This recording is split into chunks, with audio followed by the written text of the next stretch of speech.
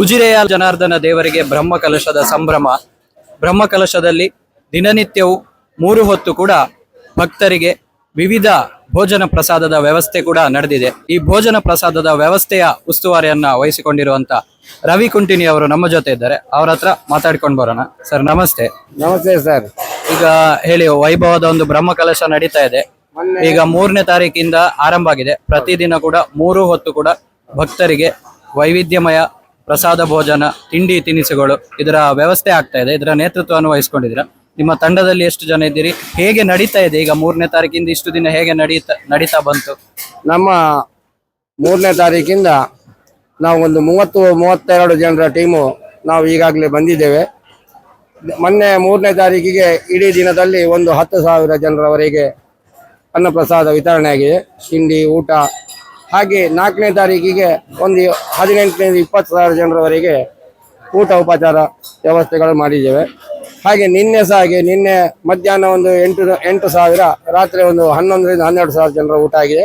ಹಾಗೆ ಸಾಯಂಕಾಲ ಎಣ್ಣೆ ಐಟಮ್ಗಳಿದೆ, ಕಾಫಿ ಟೀ ಇದೆ, ಬೆಳಿಗ್ಗೆ ದೋಸೆ ಇಡ್ಲಿ ಇಂಥ ಐಟಮ್ಸ್ಗಳು, ಅದರ ಜೊತೆಯಲ್ಲಿ ಸ್ವೀಟ್ಗಳು, ಮಧ್ಯಾಹ್ನ ಸ್ವೀಟು, ರಾತ್ರಿ ಪಾಯಸ ಊಟ, ಇಂಥದ್ದೆಲ್ಲ ವ್ಯವಸ್ಥೆಗಳನ್ನು ಸಮಿತಿಯವರು ಹೇಳಿದಾಗೆ ನಾವು ಮಾಡಿಕೊಂಡು ಹೋಗುವಂಥ ವ್ಯವಸ್ಥೆಗಳು. ಪ್ರತಿದಿನ ಮೆನು ಬದಲ್ತಾ ಹೋಗ್ತದೆ. ಹಸಿರು ಹೊರೆಕಾಣಿಕೆಯನ್ನ ಸಮರ್ಪಿಸಿದ್ರೆ ಅದರಲ್ಲಿ ಯಾವ್ದಾದ್ರು ತರಕಾರಿ ಇದೆ, ಅದಕ್ಕೆ ಅನುಗುಣವಾಗಿ ಸಾಂಬಾರಾಗ್ಲಿ ಪಲ್ಯ ಆಗ್ಲಿ ಎಲ್ಲ, ಉಪ್ಪಿನಕಾಯಿ, ಪಲ್ಯ, ಗಸಿ, ಸಾರು, ಹುಳಿ ಅಥವಾ ಸಾಂಬಾರು, ಪಾಯಸ, ಮಜ್ಜಿಗೆ, ಸ್ವೀಟು, ಇದು ನಿರಂತರ ಮಧ್ಯಾಹ್ನದ ಐಟಮ್ ಮೆನು. ಆ ಸ್ವೀಟ್ಗಳು ಮತ್ತೆ ಈ ಪೋಡಿ ಆ ತರದ್ದು ಬದಲಾಗ್ತಾ ಇದೆ. ಹಾಗೆ ನಿನ್ನೆ ಬಟಾಟ ಮಾಡಿ ರಾತ್ರಿಗೆ, ನಿನ್ನೆ ರಾತ್ರಿ ಸ್ವೀಟು, ಪಾಯಸ, ಇಂಥ ಐಟಮ್ಗಳೆಲ್ಲ ಇತ್ತು. ಈಗ ಊರವರ ಸಹಕಾರ ಹೇಗಿದೆ ನಿಮಗೆ? ಒಂದು ದೊಡ್ಡ ಬ್ರಹ್ಮಕಲಶ, ಅತ್ಯಂತ ಹೆಚ್ಚಿನ ಜನ ಸೇರ್ತಾ ಇದ್ದಾರೆ. ದೊಡ್ಡ ಮಟ್ಟಿನ ಅಡಿಗೆ ಆಗ್ಬೇಕು, ಅದೇ ರೀತಿ ಸೂಕ್ಷ್ಮವಾಗಿ ಮಾಡ್ಬೇಕಾಗ್ತದೆ, ಬಹಳ ಕೇರ್ಫುಲ್ ಆಗಿ ಇಷ್ಟು ಜನ ಬರುವಾಗ. ಊರಿನವರ ಸಹಕಾರ, ದೇವಸ್ಥಾನದವರ ಸಹಕಾರ, ಅಚ್ಚುಕಟ್ಟಾದ ವ್ಯವಸ್ಥೆಯನ್ನು ಕೊಟ್ಟಿರ್ತಾರೆ. ನಮಗೆ ನಮ್ಮ ಜೊತೆಯಲ್ಲಿ ತುಂಬಾ ಸಹಕಾರ ಕೊಟ್ಟು ನಾವು ಹೇಳಿದ್ದಕ್ಕೆ ಆಯ್ತು ಅಂತ ಹೇಳಿ ಅದನ್ನು ತಕ್ಷಣ, ಈಗ ತರಕಾರಿ ಹಚ್ಚೋದಾಗಲಿ, ಉಗ್ರಾಣ ಸಾಮಾನುಗಳಾಗ್ಲಿ, ಬಡಿಸುವವರಾಗ್ಲಿ, ಎಲ್ಲ ವ್ಯವಸ್ಥೆ, ನೀರಿನ ವ್ಯವಸ್ಥೆ, ಪವರ್ ಸಪ್ಲೈ, ಸ್ವಚ್ಛತೆ ಬಗ್ಗೆ, ಪಾತ್ರೆ ತೊಳೆಯುವವರಿಂದ ಹಿಡಿದು ಎಲ್ಲ ವ್ಯವಸ್ಥೆಯ ಬಗ್ಗೆ ಬೇರೆ ಇನ್ನೊಂದು ಮಾತಿಲ್ಲ. ಅಷ್ಟು ಚೆನ್ನಾಗಿ ನಮ್ಮೊಟ್ಟಿಗೆ ಸಹಕಾರ ಕೊಟ್ಟುಕೊಂಡು ನಗುತ್ತಾ ನಮ್ಮೊಟ್ಟಿಗೆ ಇದ್ದುಕೊಂಡು ವ್ಯವಸ್ಥೆ ಮಾಡಿ ಕೊಡ್ತಾ ಇದ್ದಾರೆ. ಈಗ 3ನೇ ತಾರೀಕಿಂದ ಇಲ್ಲಿ ಬ್ರಹ್ಮಕಲಶ ಆರಂಭ ಆಗಿದೆ. ದೇವಸ್ಥಾನದಲ್ಲಿ ತಯಾರಿ ಅದಕ್ಕಿಂತ ಮೊದಲೇ ಆಗ್ತಾ ಇದೆ. ಹಾಗೂ ಇಲ್ಲಿ ಪಾಕಕ್ಕೆ ಬೇಕಾದ ತಯಾರಿಯನ್ನ ನೀವು ಯಾವಾಗದಿಂದ ಆರಂಭ ಮಾಡಿ? 3ನೇ ತಾರೀಕು ಅಂದ್ರೆ ನೀವು ಕೂಡ ಮೊದಲಿಂದಲೇ?